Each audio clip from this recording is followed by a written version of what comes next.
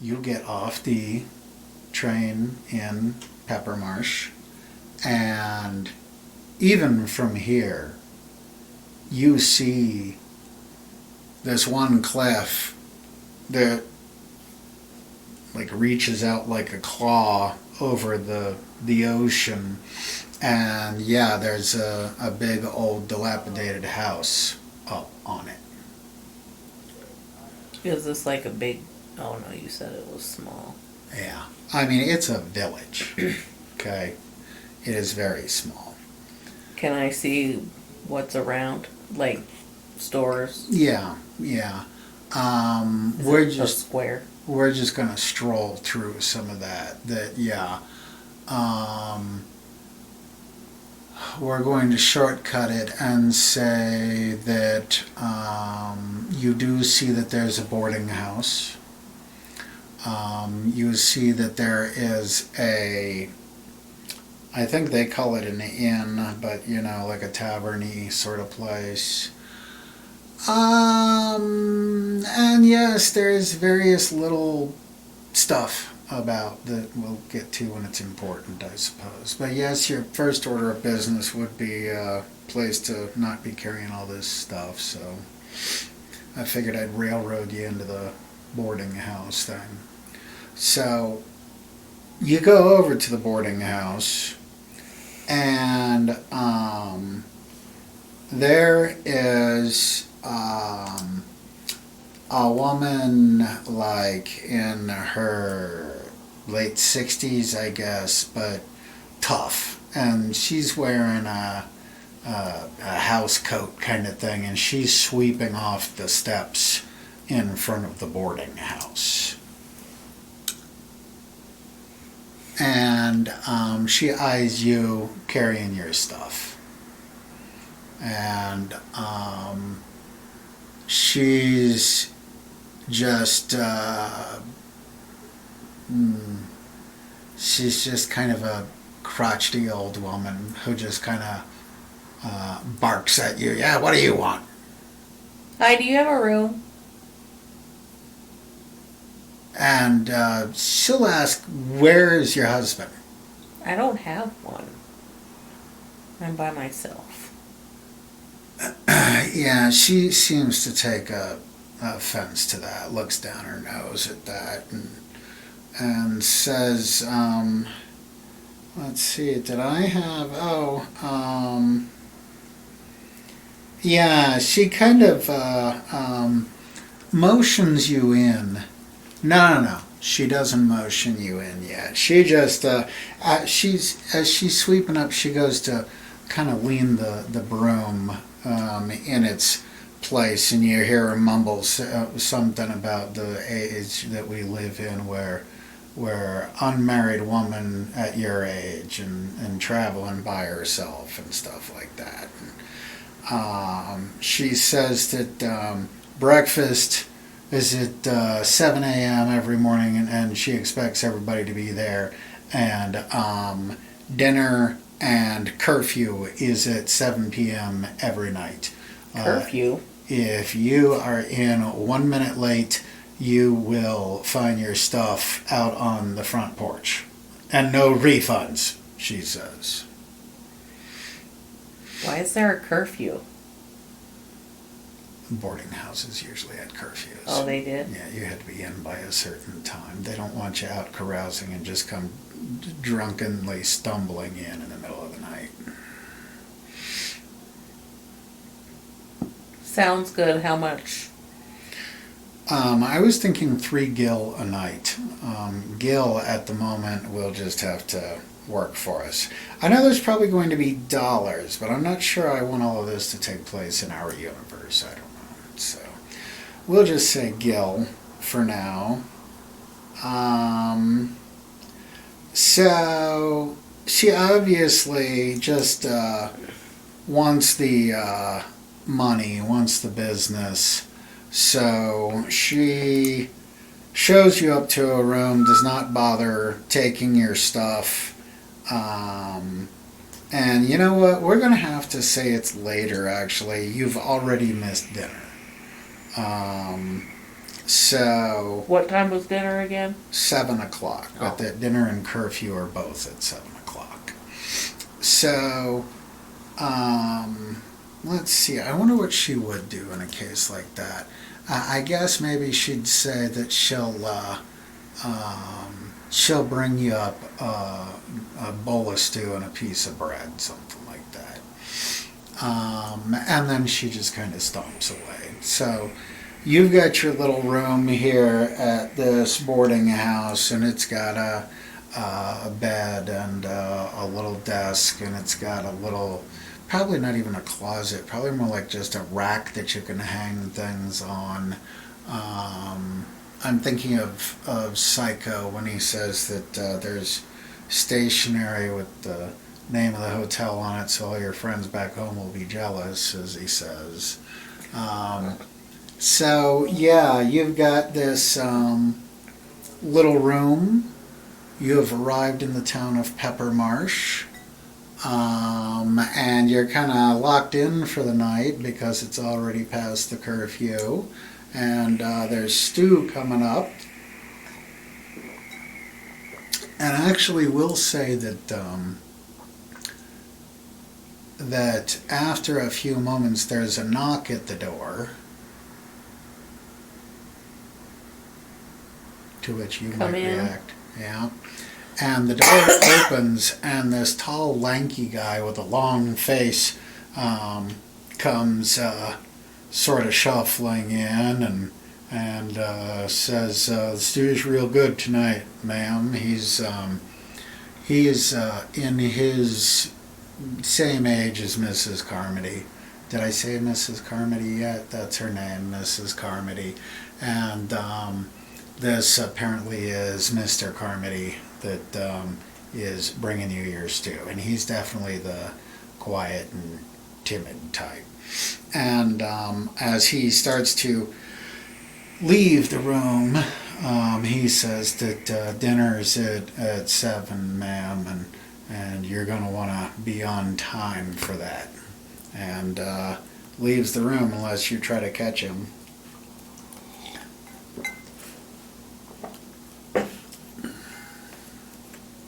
Did I say 5 a.m. before? If I did, it's a mistake. My notes actually say 5 a.m. But yes, it's 7 a.m. breakfast and 7 p.m. dinner and curfew. Do you know anything about the alleged haunted house? Let's see. Or the house that's rumored to be haunted? Well, you mean the old Crowley place up on the hill. Yeah, that's the one. What can you tell me about that house? How did the man die? Well, I thought maybe you knew that off the top of your head. Yeah, I do, but I gotta take things in order here. He, well, yeah, he had a heart attack, on his way to his house. I don't know if he would be telling you this. Okay, fine, yes. So you asked him if you knew how the man died. And he tells you that old man Crowley built his house up where it's hard to get to, and the older he got, the harder it was for him to. And one day on his way up to his house, he had a heart attack and dropped dead. He's buried up there on the grounds of the house. You asked if you knew anything about the house, and you asked if you knew how the man died. As far as... Is anyone living there now? No. It's been empty for since the guy died.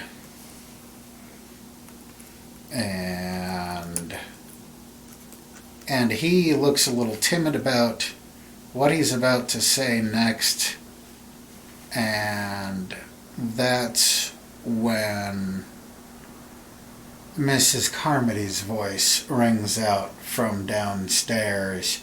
Carmody! And he says, I got to be going now. And he goes downstairs to, she is clearly she who must be obeyed and all that. So, however, it is at the going to be, remember, we saw the scene in Dark Night of the Scarecrow where they're having breakfast around the table at the boarding house. So that's the scene that's coming next. Okay. So I think we're at a point here where it's yet another one of the way I write, I guess, is you end up with a, well, I guess you'll just need to go to bed now. However, oh, yeah, yeah, yeah. Yeah, so as you get ready for bed, you're surely thinking about what you know so far. So, what kind of situation you think we're dealing with here at the moment? What kind of story is this looking like? How is Miranda feeling as she's sitting in this boarding house, knowing the tiny bits of what she knows? She's thinking it's Mr. Crowley haunting the place, if that is, in fact, what's going on. Okay. Do you keep a journal or anything like that? Would you be sitting there at the writing desk, like scrawling things about this unfolding mystery before your Probably. eyes? Not really unfolding yet, but and you're wearing one of those Edwardian era like nightgowns or something. And would that mean that you'd have like your hair all undone and everything, and sitting there by candlelight, writing in your diary?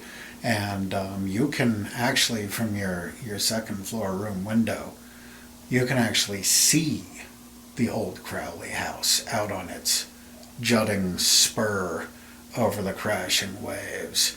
And you're just like looking out at it by the moonlight and writing things in your journal, and like touch the pen to your mouth and looking out there. And as you look away, you thought you saw lights flicker inside of the house, but then you didn't see it again. And we will say, and there is, you end up going to bed and waking up the next morning. So, in the morning you get an even clearer view of this place. That it's pretty rundown. It's pretty wretched. It's not horrible and filthy, but this building has obviously been here a long time, and even in the morning when you wake up, you hear Mrs. Carmody shouting, and she is shouting at her husband, who you hear hammering something at one point, and at another time a sound that you can't quite identify. So apparently even his repairs can't keep up with this place. But at the breakfast table, yeah, I have a few notes here. At the breakfast table, Mrs. Carmody sits at the head of the table. Mr. Carmody sits at the foot of the table, and it's not that the table itself has a head and the foot, but the way they act, one is definitely the head of the table. Okay. And then you've got, let's see, how do we want to do this?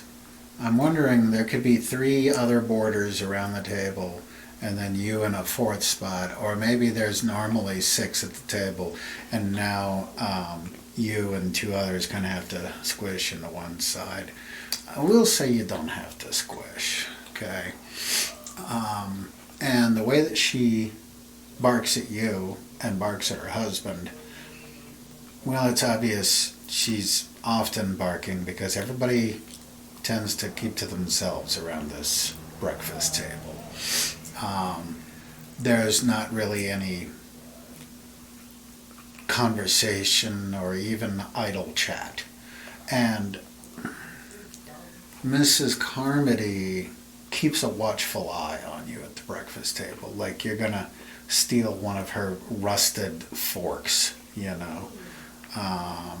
She doesn't seem to trust you at all. So, what would you like to do here at the breakfast table? The food is pretty good, though.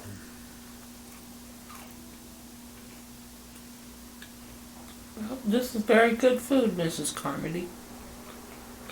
Oh, I'm impressed. I know it is. I've been cooking for a lot of people for a long time. She's gonna look at the person across from her while she's chewing her food. Where are you from? Let's see. I forgot a very important part of Mrs. So where are you from? So, okay, let's say that the guy that you say that to he's like in his late 20s. And, I mean, he's clearly 20 years younger than everybody else, than even the youngest other person at the table. So he's definitely the youngin' of this crowd, and certainly closer to your age than anybody else's. And he looks eager to answer when Mrs. Carmody immediately jumps in and says,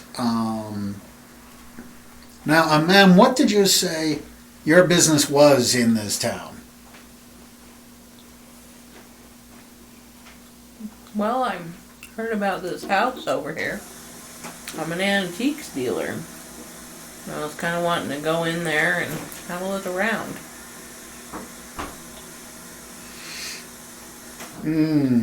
She was supposed to ask you that before you agreed to be let, before she agreed to rent you the room.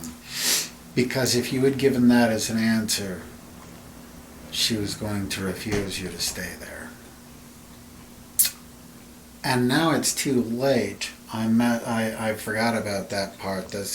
I just thought of all this in the shower today. Most of it is not writ down yet. So let's see. How am I going to handle it now?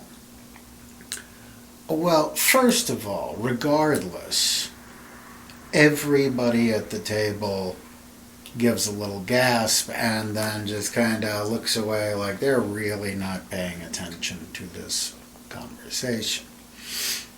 And Mrs. Carmody looks at you sternly and says, now, let's get one thing straight right now. And the husband speaks up and says, oh, now, honey, and she just throws him a look that he goes back to staring at his scrambled eggs as he eats. And she proceeds to tell you that they don't need trouble here.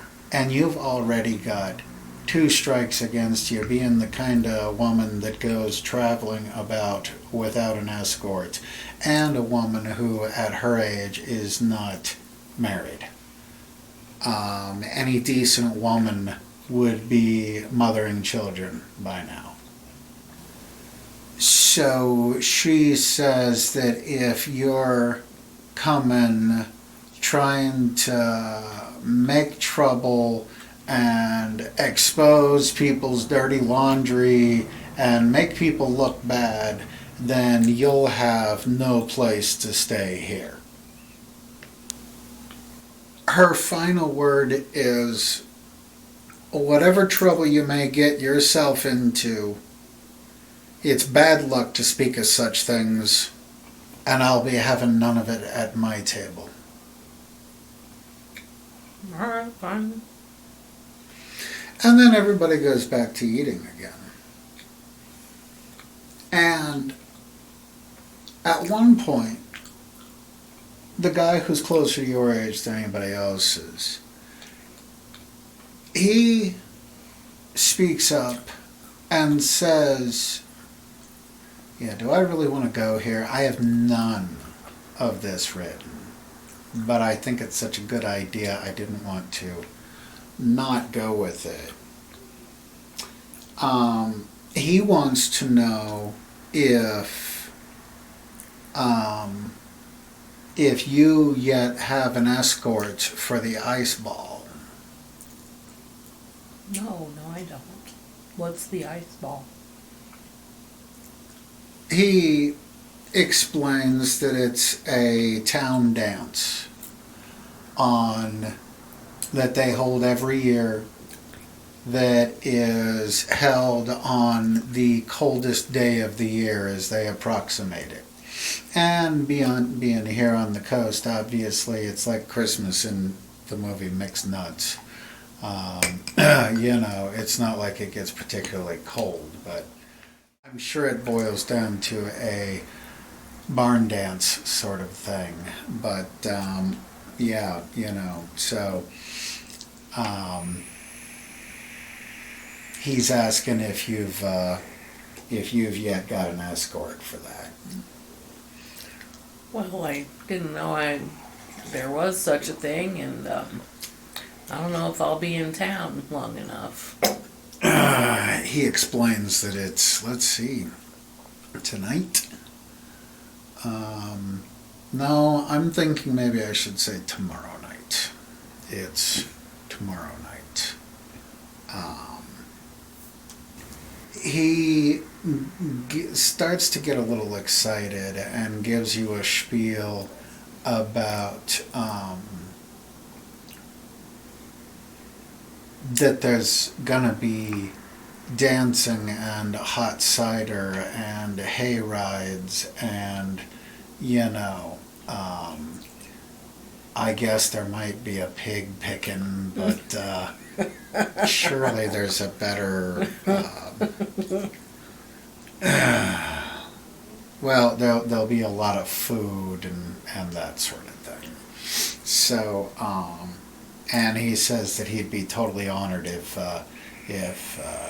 he could accompany you. So just as he's getting to that part, that's when Mrs. Carmody speaks up and says, I'll be making no exceptions on the curfew just because of the ice ball.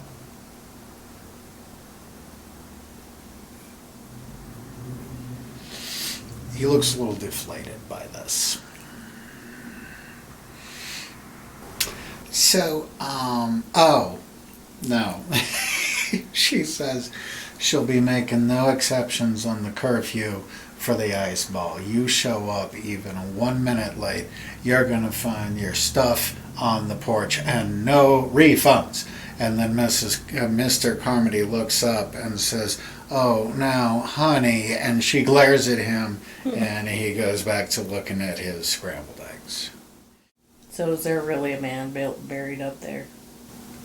Maybe the younger guy says, you mean Old Man Crowley? Yeah, he's buried up there on his property. Is the grave marked? Yeah, the grave is marked. I think it says elsewhere in the book that it overlooks the ocean.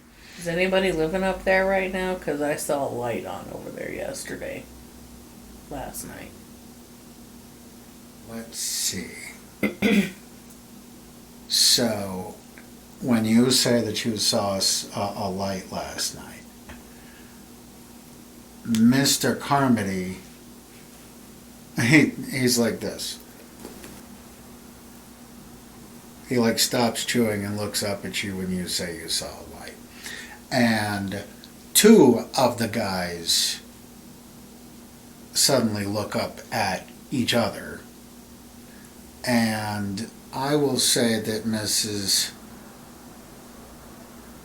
Carmody sort of just snorts while she continues to eat.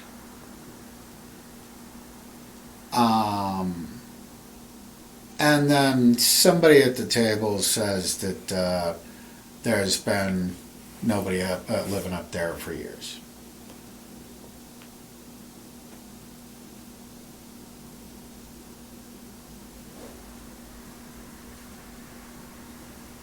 Well, I saw a light. I know I saw a light up there. There has to be somebody living there.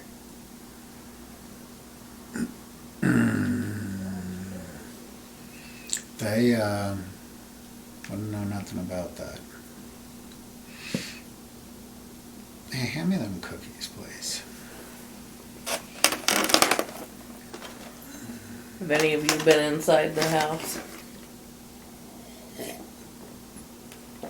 Oh, that's a good question. They didn't actually. Well, I guess they indirectly covered it. I would do a cop-out answer and say, no, I have no information about any of them having ever been in the house. So, if they have, it's a part I am not thinking of. I hear stories that this house is haunted. Is this true? I would say at that point, Mrs. Carmody hisses at you again.